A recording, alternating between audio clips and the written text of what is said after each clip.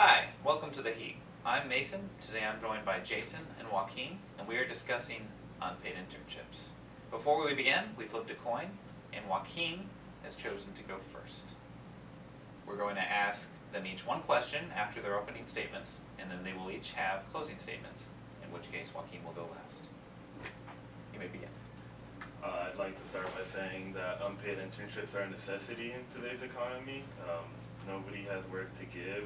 Paid internships, the competition's gone through the roof, and the things that you learn in an unpaid internship can be as valuable as healthcare or pay in the long run and set you up for your future.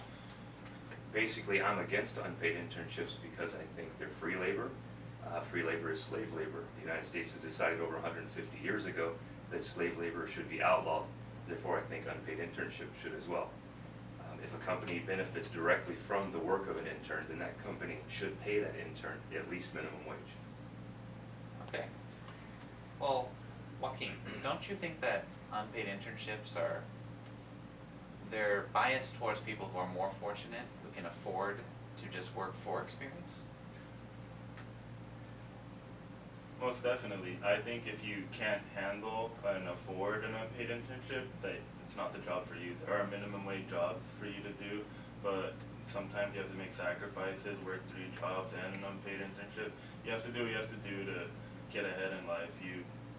There aren't as many opportunities as there were before, and you have to seize any chance that you're given. What do you have to say about that? I think networking is very important when it comes to unpaid internships and taking on the responsibilities of those. The way it's set up right now, only those that come from affluent and wealthy families can afford to take an unpaid internship. Most students that come to a community college are from lower to middle income working class families. They can't afford to take an unpaid internship, so they're economically eliminated from that. So most of your prestigious organizations and agencies are only going to take on those people that can afford to do it. I see. And Jason, what do you have to say about places that can't afford to take on interns and pay them? Like say news media, print, they're struggling, but they still want to get another generation of reporters access to the experience. I think that will encompass a struggling economy and not necessarily the actual problem of an internship. The benefits that come from an internship, they claim are priceless, but when you have a company that is required to pay that intern, they have a vested interest to make sure that that intern is educated, receives experience and training relevant to their career field. Once you do not pay that intern, you associate a zero value with them, and they find themselves in the trap of answering telephones, copying, doing other kinds of free labor such as getting office orders for lunch, coffee, and picking up dry cleaning. What do you have to say about that? I don't agree with that last statement because there are prerequisites to what makes an internship fair. You can't just give out free labor. It has to be something that's beneficial to the intern and at times actually costs the company, whether it's time, resources. It has to always benefit the intern and not necessarily just the company. All right. You may each have 30 seconds for closing statements. Begin, Jason. Okay. I think both Joaquin and I are on the same page. If it was going to be the choice between an unpaid position or paid, everyone would go to the paid position. The unpaid position, I said again, should be done away with. If you're living in a struggling economy that those are the only jobs that are available, then perhaps we should revisit them, try to figure out what needs to be done to encourage fair labor and fair wages.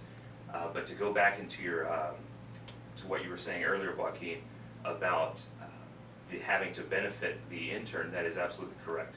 And I think what we need to keep in mind whenever we're doing internships, whether it's paid or unpaid, that we keep a log of everything that we do.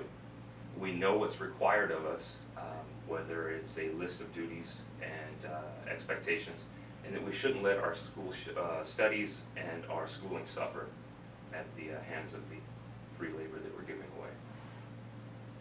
I have to, like he started off with, agree. Obviously, if you have the choice between an unpaid internship and a paid internship, the benefits of the paid outweigh the unpaid internship. But with the unpaid internship, some of the things that you learn, such as networking, learning to work directly under someone,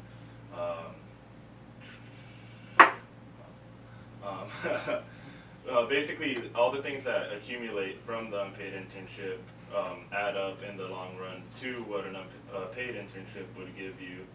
But at the end of the day, like we said earlier, a paid is going to be better. So you don't have to take the unpaid internship. It's what's beneficial to you. If you see that unpaid internship as beneficial to you, then do it. Do what you have to do to take it. But you can't complain about something if you don't need it. If you can't do it, then there's no point in doing it to begin with.